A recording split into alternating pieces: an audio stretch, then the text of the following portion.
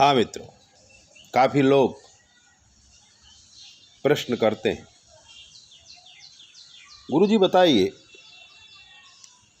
कि ये जो जीवन में अनेक प्रकार के संकट आ गए हैं, पूरी दुनिया परेशान है, सब लोग घबरा गए हैं, क्या होगा, कब होगा, कैसे होगा, किसी को कुछ पता ही नहीं चलता। पाप इतने भर गए हैं कि लोगों को घर से बाहर निकलने में डर लगता है। ऐसी हवा चल रही है, अनेक प्रकार के रोग उपद्रव कर रहे हैं,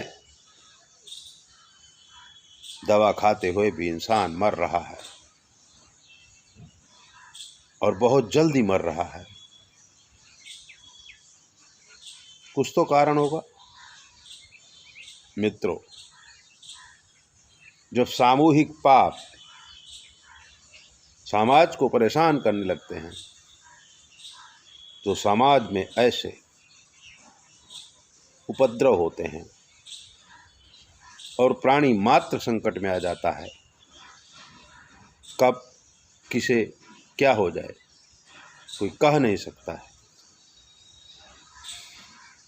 बालक, ब्राह्मण, गाय, स्त्री, इन्हें बहुत सारी तकलीफें दी जा रही हैं और भारतवर्ष की नस्ल एक बार फिर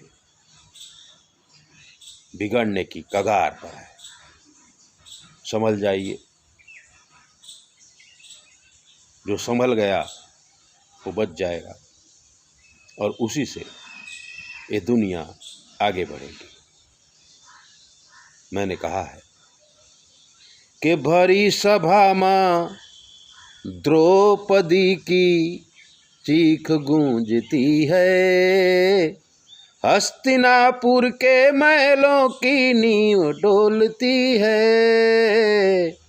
भरी सभा मां द्रौपदी की चीख गूंजती है, हस्तिनापुर के महलों की नींव डोलती है, नींव डोलती है।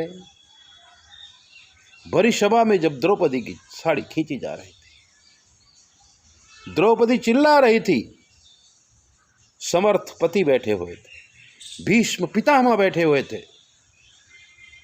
हस्तिनापुर के सब जितने बड़े बड़े धुरंधर हैं सब बैठे हुए थे। कोई कुछ नहीं बोला, सबको पाप लगा और द्रौपदी के चीख से हस्तिनापुर के महलों के नींव समाप्त हो गई और जहां राजमहल थे वहां जंगल हो गए। लंका में विभीषण बैठे बैठे राम नाम गाता है। आपकी क्रिया आपको एक दिन हेल्प जरूर करेगी कि लंका में विभीषण बैठे बैठे राम नाम गाता है, उसे बचाने एक दिन हनुमान आता है। अरे उसे बचाने एक दिन हनुमान आता है। देवकी की चीख मथुरा को जला देती है। देखिए, एक नारी की चीख की क्या विशेषता है। जेल में रहते हुए देवकी जो रुदन करती है, उस आंसू की अग्नि से मथुरा नगरी जला दी जाती है। कंस जैसे वीरों का वध हो जाता है और कृष्ण भगवान स्वयं इस कार्य को करने के लिए प्रकट होते हैं। देवकी की चीख मथुरा को जला देती है और नारी रोती जिस घर में नाश कर देती है। जिस घर में नारी की अवहेलना होती है, उसे तकलीफ दी जाती है, उसे रुलाया जाता है, वो घर विनाश हो जाता है।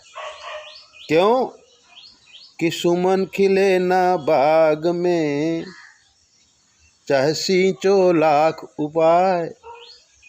सुमन खिले ना बाग में, चाहे सींचो लाख उपाय। राम भरोसे पर्वत में, राम भरोसे पर्वत हरियाली हर राय। अरे राम भरोसे पर्वत में हरियाली हर राय। भाव तुम्हारा प्रकृति तुरंत समझ जाती है। लक्ष्मी मैया जाने लगती पास नहीं आती है। लक्ष्मी मैया जाने लगती पास नहीं आती है। ऐसे ही दिव्य बातों को जानने के लिए आप हमारे चैनल को सब्सक्राइब करो, लाइक करो। और अगर आपके जीवन कोई कष्ट हमसे पूछ लो, 9825200108 पर फ़ोन करके आप कुछ भी पूछिए, हम आपको फ्री में जवाब देंगे। जय बोले, अपना ध्यान रखो।